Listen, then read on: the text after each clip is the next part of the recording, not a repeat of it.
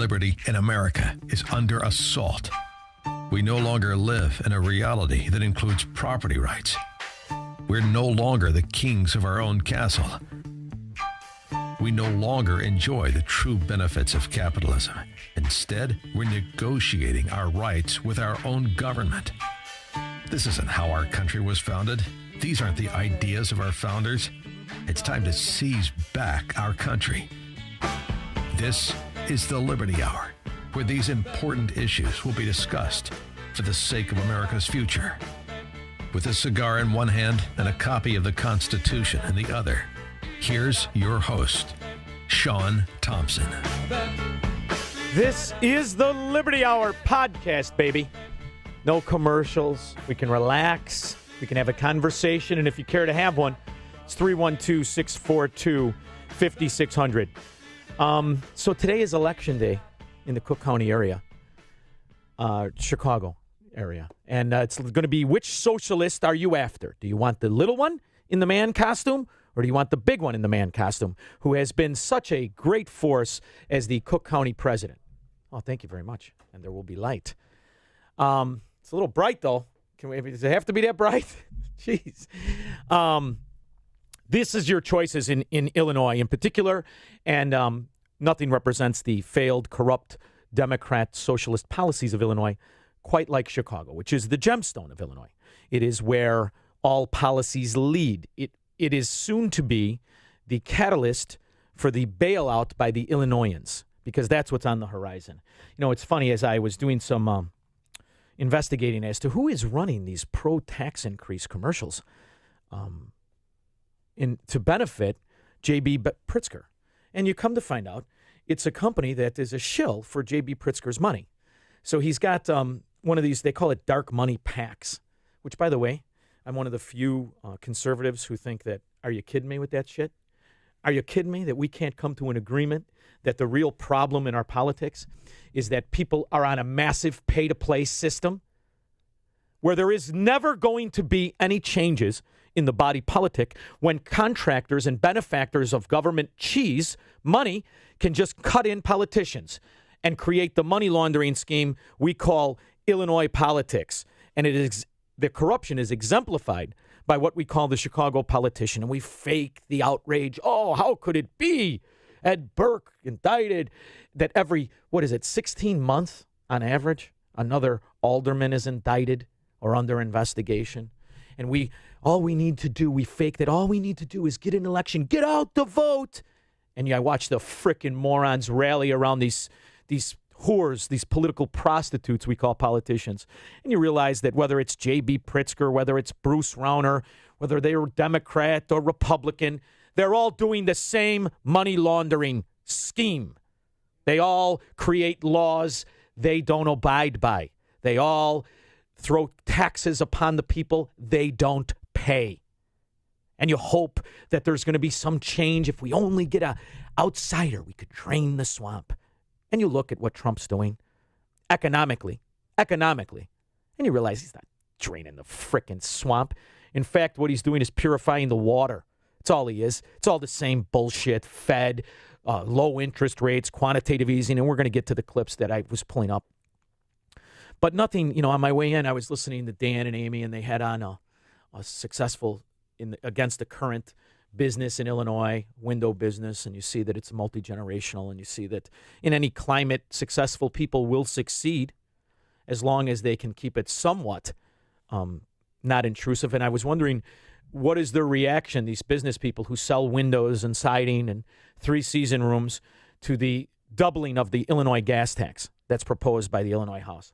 The fact that they can just, at a whim, just double it. And what does that do to the margins? And how do they pass that along to the customer? And you realize that it's the ramifications of these actions, although bad for us, truly benefit the scum. Truly, because now you have to bow knee to them again. Now you have to hope for an exemption, as we see in every kind of intrusive law they pass and any kind of intrusive regulation. So I'm laughing at the fact that the Chicagoans are, I pick Lightfoot. Oh, she'll be great. No. I like Grady. She'll be great too. And really, what is the difference? So I didn't hear these clips. I have to tell you. I was up late last night. I was up late last night because I'm at a crossroads in my own life, the realization that I have to take my own advice. So I spent a week in Florida where I've opened up a business that I opened it up 4 years ago. And I heard some scumbag on Twitter who uses a fake name. If you have so much money, what do you peddle in real estate? And what they don't understand, what a scumbag, low-life loser, loan officer like this scumbag on Twitter doesn't understand is that I'm 50 years old. I don't care how much money. Would you retire? Who the hell retires? What exactly is the character of the American citizen now? Just to sit on their fat ass and go away? I would always work. I like working, don't you? I love the idea that only in this country, you got an idea? Open up a shop and see how it goes. See, that's what I love. I hate the reality of what happens in states and corrupt enclaves like Illinois, where they feel that those are the people that they can punitively go after. And do you not think I don't know how to get one of these contracts? Do you not think I don't know how to pay off a lobbyist or some two-bit whore politician? It's about a character issue.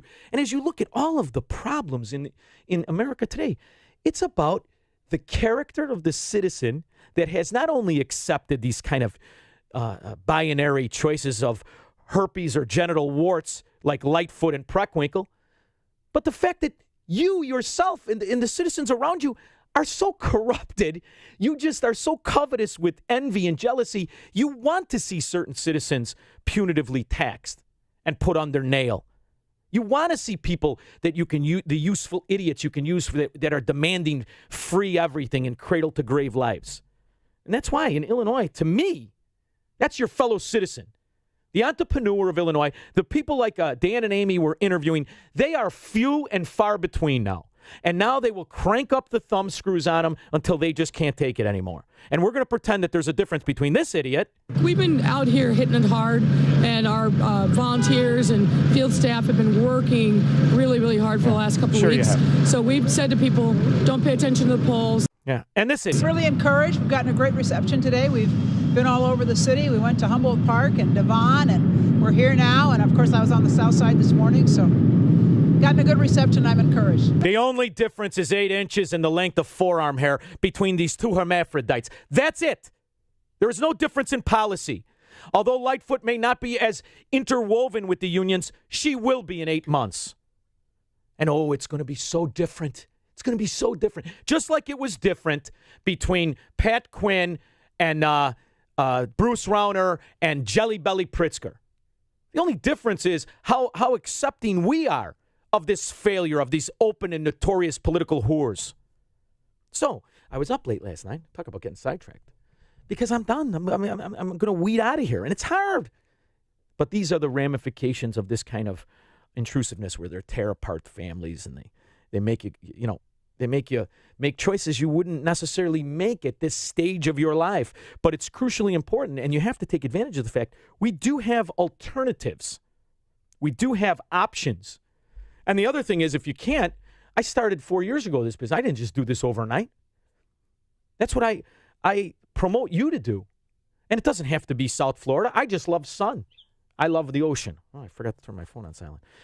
I also recognize the fact that there are 8 other states that are running strong with very beneficial policies towards your income and towards taxation.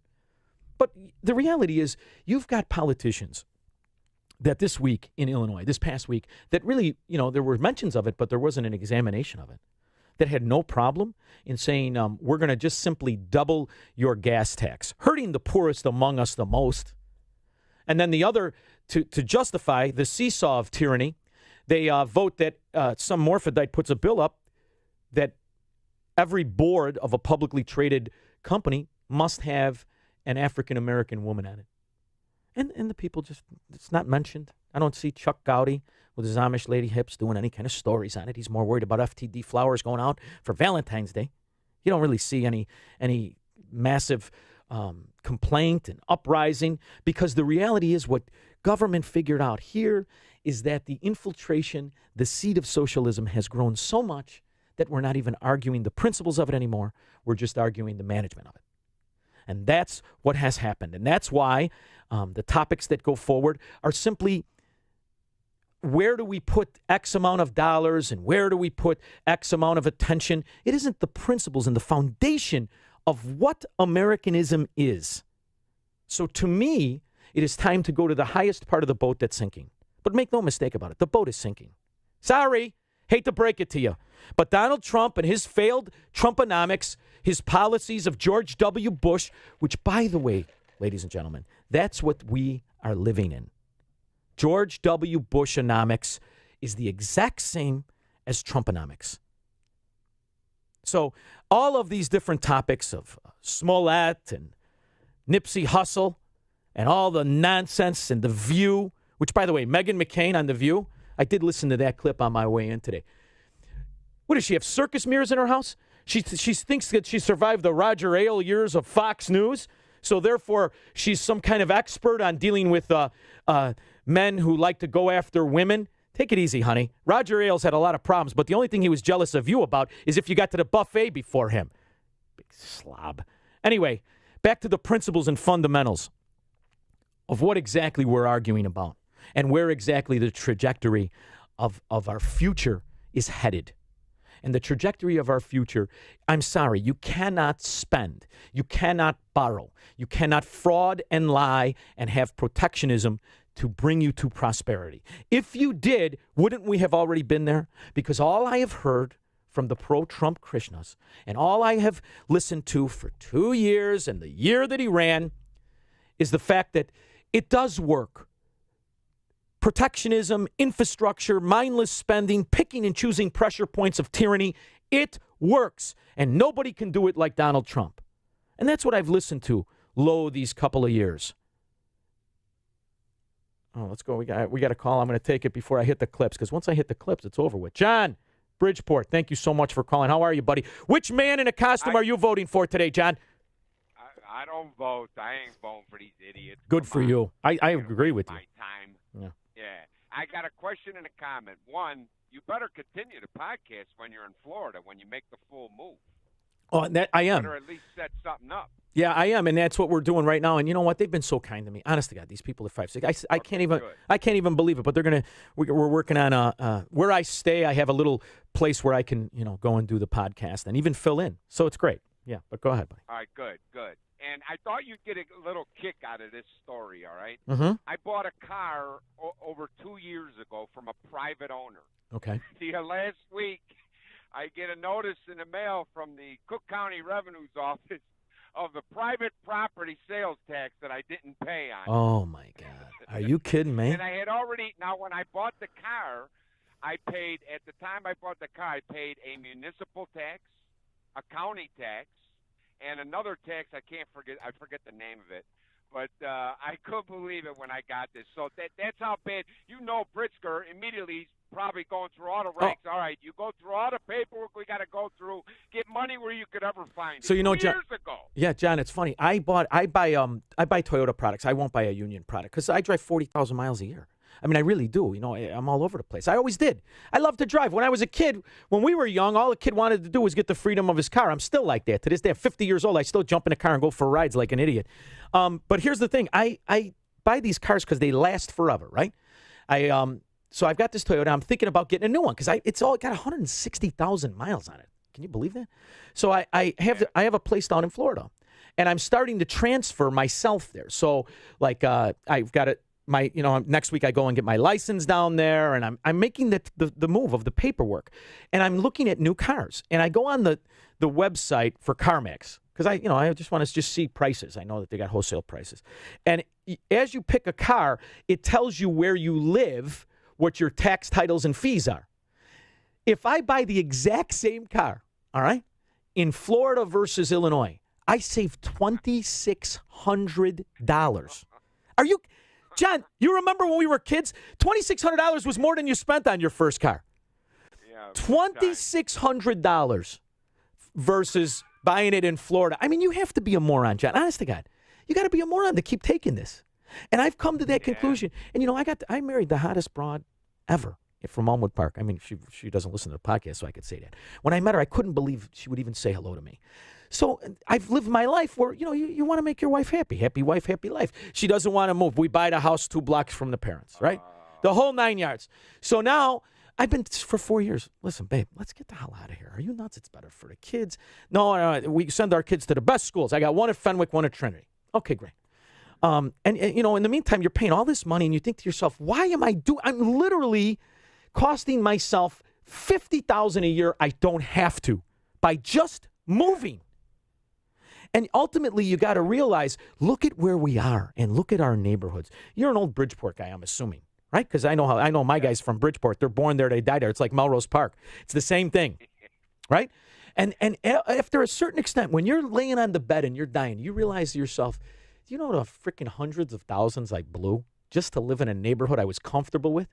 Versus going somewhere that didn't treat me like a slave, because that's how they look at us. My brother-in-law is all interwoven with the Elmwood Park. He goes, you got to go vote the trustees today. I don't give a shit about these fucking guys. Are you nuts? Oh, I could swear. See, it's a podcast. I don't care. It's a scam to me. And I'm going to walk there. They're going to be all dialed up waiting for their scams to kick in. Hi, Sean. How are you? Get the hell out of here. You're insulting me to my face. And I promised my wife I wouldn't get in any more fights. It's even more of a joke, and it's shameful, is that we take it. And that's what's even worse. And it's hard. I got to listen to my kids. I got teenage daughters. What do you mean you're going to move from the family? It's terrible, dude. It's terrible. And I've been going back and forth for 3 years. I finally took them down there. I got I've expanded the business. I'm busier than I can be down there. I love it. Okay? And I showed my wife. I said, look at how we live. It's 84. We go for walks on the beach. I'm making, this is where I'm making the money anyway. I'm taking the profit here, and I'm bringing it back to that shithole. Forget about it. Is she warming up? Warming up to Florida? Finally. A little bit? All right, there you go. Oh, okay. All right, so now everything's good. Everything's fine. Now go get your license for Utah, Idaho. Oh, you got it, buddy. But in the meantime, you come and stay by me for a little while. I'll show you how. You've spent 3 days there. You'll forget about Utah. John, thank you so much. I appreciate you calling the show. And that's the thing. If you care about yourself, if you care about money, it's hard to do this move, man. It's hard. I'm battling different battles. I've built up 50 years here. And, everybody says they're going to move, but when you face the reality of what it's like, you have to do it. Because if you have respect for yourself and the money you've made, and here's the other thing. I laugh at these people that, at what point do you just sit on your ass? I don't want to ever sit on my ass. 85 years old. I hope to God I amass money that makes Pritzker's eyebrows go up. I don't know if I will or I won't. Because the one thing you learn when you make money is that under a tax system that penalizes you for making more, the actual acquisition of money, it's difficult to do when you start from zero. Unless you're in on the bullshit, right? If you don't get me wrong, if you get in on the bullshit with these guys and you hire their accountants and you do all, okay, fine, then it's good. You get the contracts. Or if you shut your mouth and you sit on your ass and you wait for one of these municipal pensions to kick in, you'll live okay. But that's not what I want. I never wanted okay. I never wanted safety. I like producing. I like earning. I like the idea that it's mine. I don't owe it to anybody. And I've watched in my lifetime as the definition of greed goes from the man who wanted to steal other people's assets to the man who wants to keep his own. And it's at that realization that you realize states like Illinois, that's what they term as greed. To me, greed is the fat ass sitting on his derriere waiting for either his municipal pension to come in or waiting for his municipal cheese to come in. Looking at companies, looking at striving businesses like the one Dan and Amy interviewed this morning, looking at successful individuals like the hedge fund guy, and they say, pay your fair share. And I come home and I watch commercials of this fat scumbag tax cheat by his own definition, J.B. Pritzker. Tell me how moral it is to seize my neighbor's money who may have more than me to pay for my kid's school. And I look at my fellow Illinoisan and they're shaking their head yes. And that's when you throw in the frickin' towel. Because what's the point at that point? You've been corrupted by the lack of character, the lack of beliefs, the lack of fundamentals of your own fellow man. And now we've got 2 years of the election. 2 years of the nonsense. I got to pick between the national populist Keynesian fraud with the Amish lady hips, Donald Trump, or what's worse, the Soviet socialist communists calling themselves Democrats. And what's going to happen? The same thing that me and John have seen our whole lives. Just the thumbnails get turned up. Your liberty shrinking more and more to where you realize the effect. We can call it the Liberty Hour. We pretend we're free. Where are you free in your life? Where? John can't even buy a car from his neighbor without 2 years later, Fatso coming back and saying, you owe me $800 more. Are you out of your mind? We're not half the men our grandparents were. We're not even a tenth of what the founders were. And who are we cheering for? We're cheering for a guy. I'm sorry. It's time to get specific. We're cheering for a guy who's promoting zero free cheese money so that the fraud of credit can go on. Because that's what Donald Trump is. That's what he has been. An illusion. Lipstick on a pig finances. Sorry, it's just the truth. Let's listen to him and Maria Bartiromo. But we have, if you look at technology and the first $50 billion of goods, we want to keep that, and because we need that. You know, we have what's called the chicken tax. You know what that is? Yes. On the small vans and trucks and different things, and that's a great thing for us, and that has to do with the automobile industry. That's the best segment. People don't know. We get a 25% tariff on that segment. That's our best segment by far. And, yeah, we will absolutely be able to keep it, not only keep it going, I really think we have tremendous potential. The world is going in a little bit the wrong direction. Now, before I let him go on, I want to be very clear of what the chicken tax, how these scum politicians back in the 60s hid a 25% tariff on trucks and, that are imported to the country. So for all of these years, if you bought a Toyota wisely, a non-union made product that was better for you, you were paying a 25% penalty of choice to exhibit your freedom of consumption to the government. That's what you paid all these years. Because what Donald Trump knows is that his pro-union GM sloth-made vehicles cannot compete dollar for dollar. So he's protected that industry, which, by the way, can't help but notice it seems to be bailed out, every 4 years now? See, what he's telling you is you don't deserve your freedom of choice, and you will pay a penalty for it. Now, me, I recognize I got a car with 167,000 miles, and I've done put gas in it, and it still runs better than my buddy who paid the $85,000 for the Escalade that's in the shop every 3 weeks, right? What he realizes is without those penalties, the American sloth union worker will be cast out on his ass when the GM goes bankrupt. So it's protectionism. So it's a lie. You understand? That's a lie. That's like pretending while you're at work, your wife isn't bopping the neighbor when you know they are. You're lying to yourself. It's the worst kind of lie. And this is what he's promoting as a good thing. Not only will it stay in place, we're going to strengthen it. And that's his economic policy with what he's pointing to as a strong economy. You do realize that, right? The economy he points to is a fraud. It's as fake as the smile on Melania's face Saturday morning. Fake fraud. It's not real. It's protected. It's paid off. It's guaranteed. And that's what I'm running against. I mean, that's what I'm supposed to support as we run against the Soviet communist scum of Bernie Sanders and the alike. Yeah, I know. Everything's going to be great, right? We're draining the swamp. Horribly. I think a lot of people are waiting for the deal with China. I think that's going to have a very big impact, maybe bigger than people know. As to whether or not it makes it. Now, here's my other favorite part. I hear from all the pro-protectionists. Well, China, we can't compete with China. I don't give a shit about China and how they treat their people and their worker. What are you, all of a sudden, you're Hugo Chavez? Oh, it's not good for the Chinese. Good. If they want to subsidize cheap prices to my American consumers, to my friend John in Bridgeport, to myself so that I can better my life, I don't care. That's China's problem, how they treat their people. We set the example because we are the principled and fundamental, or at least we used to be. You can't say that for the last 60 years. You can't say it because you're not.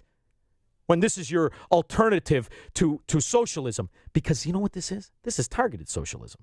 This is targeted to only the people that like. And let me ask you another thing, if you can think for just a moment. What do you think happens when an industry who's benefiting from this kind of abuse of a market system, when they're benefiting from this kind of manipulated dictatorial sales and productivity, what do you think happens when the threat of it goes away? Do you think they open up their checkbooks and pay off these scumbag politicians? What do you think? Well, there's about 6 million guys on K Street that are living their lives because of it. So you can't fix the system if you like the corruption. Nobody who benefits from the crime is going to turn the criminal in. Nobody.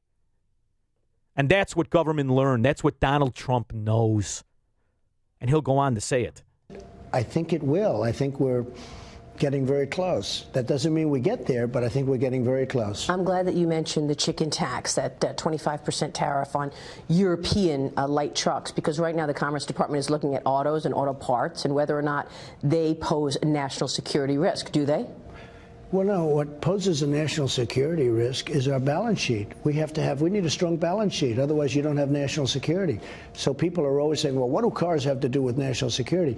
When Germany is sending cars and we virtually don't tax them, and yet they won't accept our cars, namely the European Union, which frankly treats us as badly as China. The numbers are just smaller by a lot. But, we lost over the course of the last 5, 6, 7 years, $150 billion a year with the European Union. They don't take our product. They tax us tremendously. They tariff us tremendously. They don't tariff Almost you. Every country has taken advantage of the United States, and we're straightening it out. Just wrap it in a flag and you won't pay attention to what he's really saying. They don't tax us, stupid. They tax their own people. Like you tax your own people when they want to buy trucks that aren't union made. I mean, are you so mesmerized by the bullshit you can't see the truth? I mean, I guess you are, because this is the new strong economy that I hear on Fox, on everybody who's promoting this kind of nonsense. This is the new economy. Protectionism. Yes, yes. Too bad Hoover didn't have Fox. It's ridiculous to me that we do not have a venue, a medium of principled people dissecting policies for lies. That's all we really want. You want to know something? If the Democrats would have had that, you'd think they would be communists today. You all remember Democrats. We're all from neighborhoods that had Democrats in them. We all had relatives who were Democrats at one time or another. You think they would be chanting socialism if they had investigative, principled information in the 60s? Or even, let's go back to the 30s, when the original communist socialist hid in his wheelchair, FDR. When they passed, and here's the other thing. I love reading about history. Did you know, they didn't have an internet. There was no Twitter, obviously, right? Did you know that when Social Security was passed, there was a massive, massive uproar? That people went crazy. What do you mean you're going to pass Social Security? It's freaking welfare. And they warned the then citizenry of exactly what would happen, that it would become the anchor, the yoke of tyranny that it is today. That when they passed the payroll taxes coming out of your check after World War II, it was temporary. It was only going to last a year. Now look at you. The reality is, once the tyranny is in place, it doesn't go away peacefully. It doesn't go away by accommodating it, by displaying your ignorance. This chicken tax that this guy's talking about, this was there long before he even thought about being a politician. This is when he was still going to parties, when he still was living as Little Lord Fauntleroy. That's how old that tax is. And all he's doing is strengthening it. And what do you think the next guy's going to do? So all of these barriers to freedom, all of these props to failed union production that are being put up under the Trump years, do you think they will go away or that they will be stronger in somebody else's term?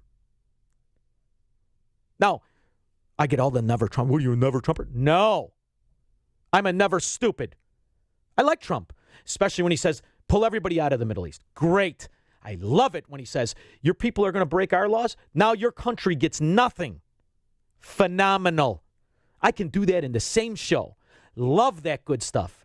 Hate the bad stuff. What is it in the American psyche where you pretend that you're related to this son of a bitch?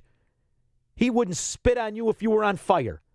And all of a sudden, you're accommodating, you're reducing your principles to accommodate his fraud? chant him when he's right. Good job, Big Donnie. Heckle him when he's wrong. Because you know what I learned a long time ago when I went down to the Merc and the phony erudites who started out with their father's fortunes and pretended to be successes? They don't like to be made fun of. No. That's what a rich guy doesn't like. Doesn't like to be made fun of. I can be made fun of. I don't make fun of you back. Especially when you have, you're living at home in your mom's basement, have no wife, and you're trying to attack me. I can make fun of you all day long. Half men that they are. With their anonymous Twitter handles. Scumbags. Lowlifes. Love making fun of them. And that's what this is about. Have principles, because a principled economy, principled people won't buy this. But you know what he's done? He's shut the bankers up. The very guys that didn't like him, the very guys that commented, I don't really, you know how he shut them up? He asked for low interest rates. He demands it from the Fed. He demands the continuing of quantitative easing. And he shuts up the money bundling whores. Because they know, you think these idiots who put together these commercial bank security swaps and all these frauds, you don't think they love when he demands that the Fed keep interest rates low? When he demands that quantitative easing step up, that they don't reduce their balance sheet, that they in fact continue it like they did under Obama. That's what I knew was coming when he embraced the numbers he rightfully heckled. That 2 years ago he called this market a bubble beyond belief, beyond imagination. He wins the presidency, and now everything's wonderful. It's peachy. Can you not see that? Am I the only one that sees it? And if you criticize him, are you a never-Trumper? I get all the people now that when you say anything bad, you're a never-Trumper. I saw it during the election, and they're coming back out now because they're scared, and they should be scared. Because I get the choice. Listen, if your choice is you got to marry somebody, and one's a fat, ugly girl that smells of BO, and the other one's a fella that just got out of prison, I'll take the fat broad. That's all Donald Trump is. He's the fat broad. That's it. But we want to begin with my exclusive interview this morning with President Trump. The commander-in-chief discusses his recent attacks on Senator John McCain. But we begin with how to keep the economic boom going, as well as the Federal Reserve. Mr. President, thank you so much for joining me. Thank you. Under your administration's policy, we've seen growth in the economy, in jobs, the stock market, but now the rest of the world is slowing. How are you going to keep this elevated growth going?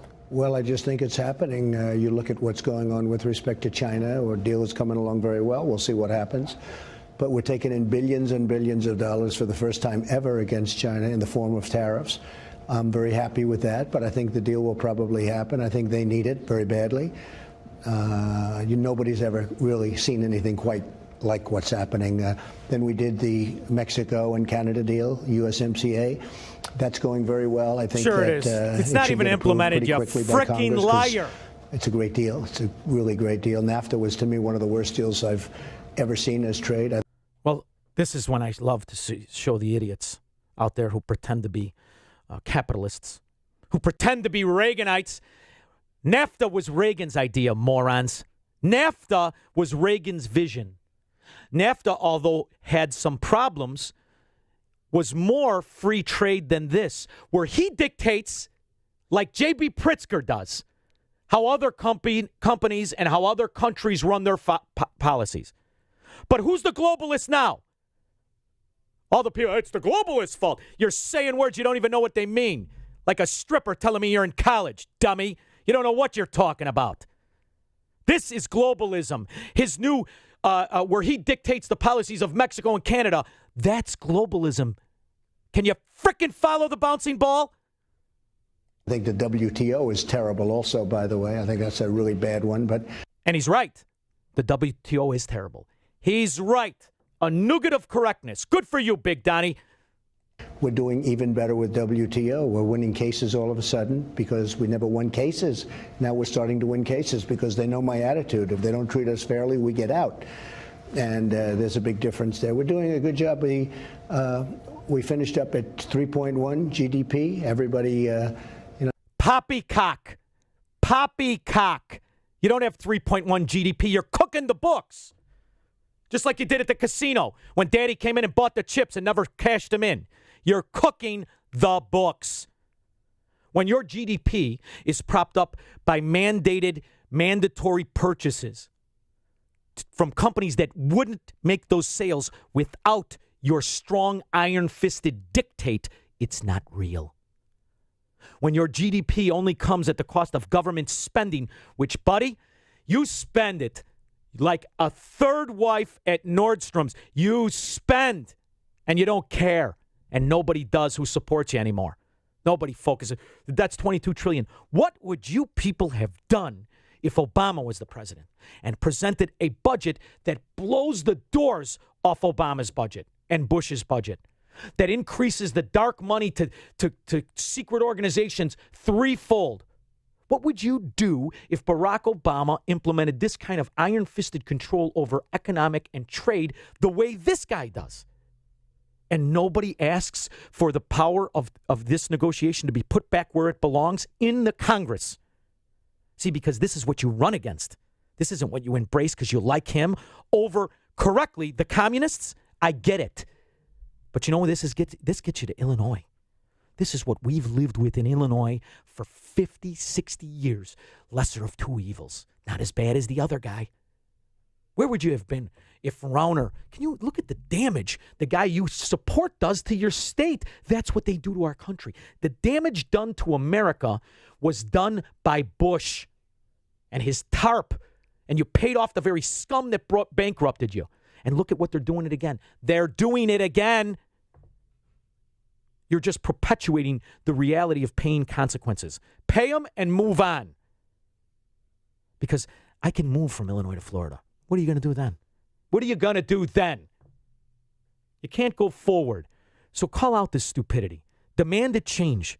Demand your Congress be the representative republic it is supposed to be. He doesn't have the authority to make these kind of negotiations. This is supposed to be done by lawmakers. This is a fiat-dictated, mandated, regulated economy, macro economy, in hopes to benefit the micro, and he's selling it to you in a flag, so you buy it as patriotism. When your neighbor's life is brought, what we are, the true benefits of how we live is brought to us by freedom. We're not here because government dictated we have the jobs we have, the wealth we have. We're here because we did it. You did it. The problem is it benefits a vociferous group that can pay off people. Once these policies are implemented, they're here for eternity.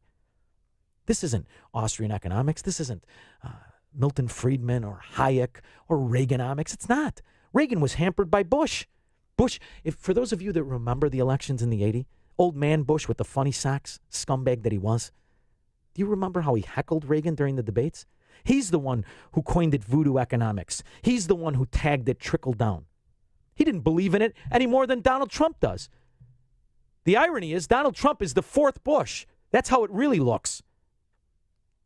That hasn't been done in 14 years, maybe more than that, but 14 years. And I think we have tremendous momentum right now. And you're right, the world is slowing, but we're not slowing. And frankly, if we it's not a lie if you believe it, Costanza, raise interest rates and do quantitative tightening, we would have been at over 4 instead of at 3.1. Wait a minute. Did you hear what he said? Did you hear what he said right there? If they wouldn't have raised the rates and they wouldn't have stopped the QE, we'd be even better. Oh, you mean isn't that exactly what Obama said? Isn't that exactly what they demanded after the collapse? That's what your guy is telling you. And the Fed said this week, actually, signaling that we're not going to see any more rate hikes this year. Do you think you influenced that decision partly? I don't know. I mean, look, I hope I don't influence, frankly, but it doesn't matter. I don't care if I influenced or not. One thing, I was right. But we would have been over 4 if they didn't do all of the interest rate hikes. And they tightened. I mean, they did $50 billion a month. I said, what are we doing here? And so I'm not. Tightened?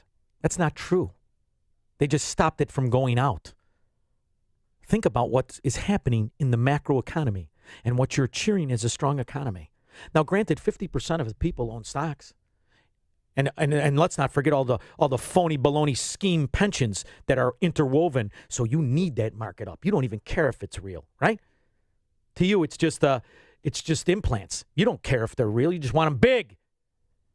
Yeah, I get that. I remember the 90s. That's not how it's supposed to work in macro economy.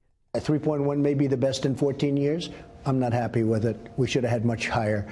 And hopefully now won't do the tightening. Hold on, I'm looking at CNN right now. Camilla Harris campaign raises $12 million in the first quarter. Beto O'Rourke Moron that he is. Moron. I wouldn't let him valet my car, and it's got a lot of miles on it. Moron that he is, $7 million. The other idiot, $6 million. The mayor, married to another fella, $7 million. Why do you think they raised this money? Can you imagine now you're normal people. How much money would you give a guy running for president? Okay, if I like him, what are you going to give him? You're going to give him $1 million? You're going to give him $100,000? You're going to give him $10,000? You're going to give him $5,000? What are you going to give him? He speaks for me. I want to meet the moron that writes the check for in excess of $60 for the guy who speaks for you. You buy into this game. This is where the real money is. I should shut my mouth and go be a lobbyist because nobody knows how to party like me. I can remember when. That's all they do. It's one big 1960s madman out there. And nobody focuses on that. Why would you pay Camilla Harris $12 million unless you wanted her to use the power of tyranny to benefit you? That's what these corporations do. They buy government, and they're whores. That's what they do. That needs to stop. You're not going to fix anything without that. In the meantime, this is going to be your best hope for capitalism, Donald Trump's Keynesianism, his fake numbers. Dude, that's not good. That's not good. Because with the world going so, off and with a lot of things happening, you don't do tightening at this time. And we'll see what happens. But we have tremendous potential as a country. Okay. Hold on a minute. So when do you do tightening? If you don't do tightening now, and let's say for a minute that I've been kicked in the head by a horse and I believe this bullshit. If you don't do it now when everything's good, when do you do it? Where's all the financial geniuses out there? All the chart monkeys, where are they? When do you do it? They don't have an answer. Because what they can't tell you, what they don't have the balls to tell you, is you love the lie. You need the fake. You don't care if it's paid for. You want to be cuddled. That's what this is. So if you can't stop the quantitative easing, if you can't stop forced 0% commercial loans so that they could buy their own stock back, if you can't stop the fraud, the malfeasance fiscally, when things are good, when can you stop it? It's one big lie. Companies are doing phenomenally well. The earnings are great.